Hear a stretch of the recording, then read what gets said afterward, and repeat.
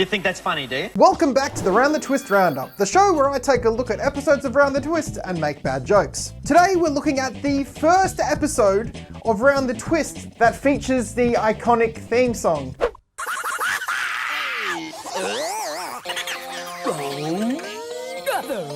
I say iconic because it sounds like someone just went apeshit on a Cartoon Effects mixer for the intro. And also I say iconic because I don't know what the word iconic means. This episode is called Birds Do, and the opening title has a bird squeeze a shit out onto it. Man, that is just gross. I hate bird shit, hey. I just hate it. The title fades away and we see Nell, former lighthouse resident and friend to the Twist family, just covered in bird shit.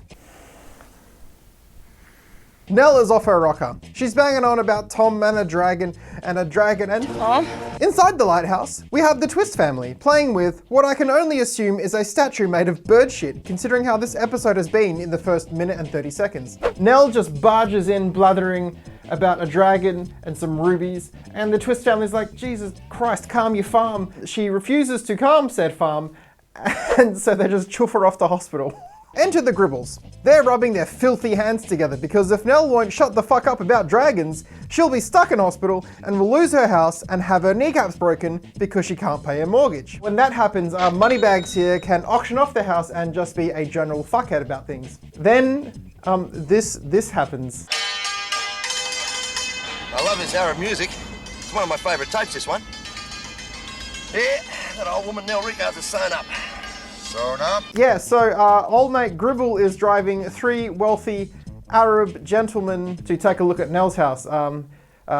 These are clearly white guys. They're doing Arab face. Like, he's even playing just vaguely Middle Eastern sounding music on the radio, and their accent is just Australian guy doing an accent. I see then there's oil on the land. I am Arab. This is Arab. I probably shouldn't put that in, because that's offensive, probably. Anyway, considering that if the white Arab billionaires purchased Nell's cottage, they'd lose access to their house, the Twist kids decide that Nell was actually telling the truth, because why not? And head off to Seagull's shack to find some rubies that Nell's brother had stashed away there. If they find the rubies, then Nell can use them to pay off her mortgage, because rubies are an accepted form of currency in Port Naranda, I guess. There's so much lore to this fucking episode, Jesus Christ. On the way, they give Bronson the flick off at a random cave, telling him to get a photo of the dragon. Abandoning a child at a cave is easier than walking any kind of distance with a 6-year-old. The 90s are a simpler time. On the way, Pete and Linda stop to gawk at a seagull when this happens. Bam! Fucking nailed her. Pete's laughing and then fucking bang! Right in the eye. Hate it when I get nailed in the eye. Bloody stings. Suddenly, like, a bajillion seagulls appear and just rain shit down on the 2-4 bastards like it's Pearl Harbor. Apparently, getting shot on by a bird is good luck. How lucky do you think these guys are? I fucking hate that saying, by the way. It's yuck. If I could, I would go around to every single bird on planet Earth and just plug up their arsehole so they couldn't shit anywhere. It's a mountain of bird shit, man. So feral. Hate it. Meanwhile, Bronson is piss farting around at the cave, and I don't really care about him right now. He's the B-plot. He's crap. The birdshit bandits, covered in poo like absolute grubs, find the shack and start rummaging around this dead bloke's house when this happens.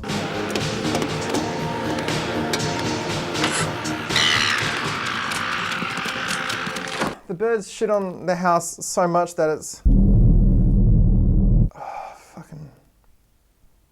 Pete and Linda realize that there's a ghost of a seagull outside who seems to be orchestrating the whole thing, like a disgusting feathered spirit of vengeance. So they slide down the roof, like, yuck, and then just yeet a taxidermied seagull body that they found in their house.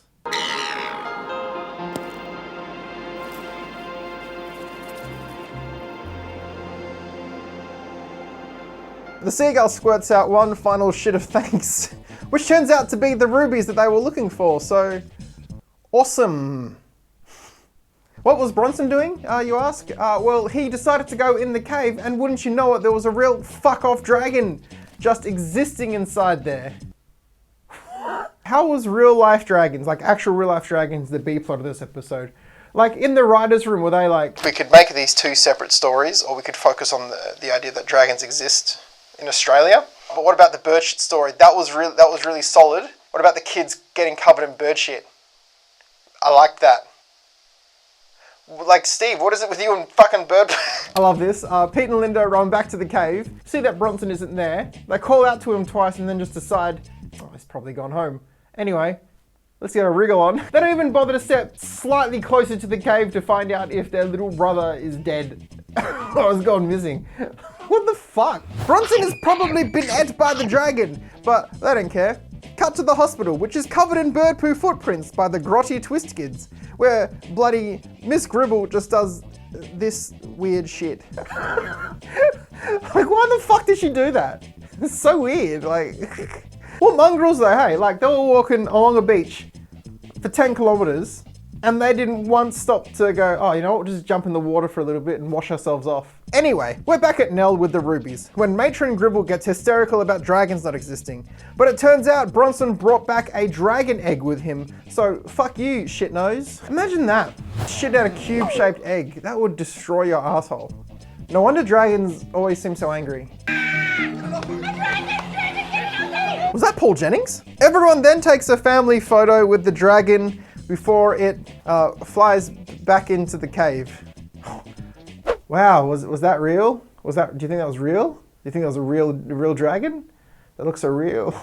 And that was birds doing. Like, how the fuck does any of that go together? Like, the pitch meeting for that is just, Nell becomes senile, covered in bird shit, rambling about a dragon and rubies. This results in her getting locked up in a hospital so Mr. Gribble can sell her house to white men pretending to be Arabs. The kids split up, with Pete and Linda nearly dying from a bird crapalanche that was orchestrated by a ghost seagull, and Bronson sees a real-life dragon. What do you mean the episode could have been split into 2 episodes? No, the dragon thing goes hand in hand with birds shitting on children like it's Pearl Harbor.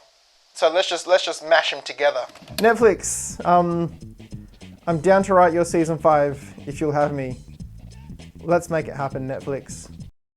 Hey everyone, thank you so much for watching this video. I'll be back with more videos soon. I hope you're surviving the quarantine. Lots of love, sweet dreams. Mwah.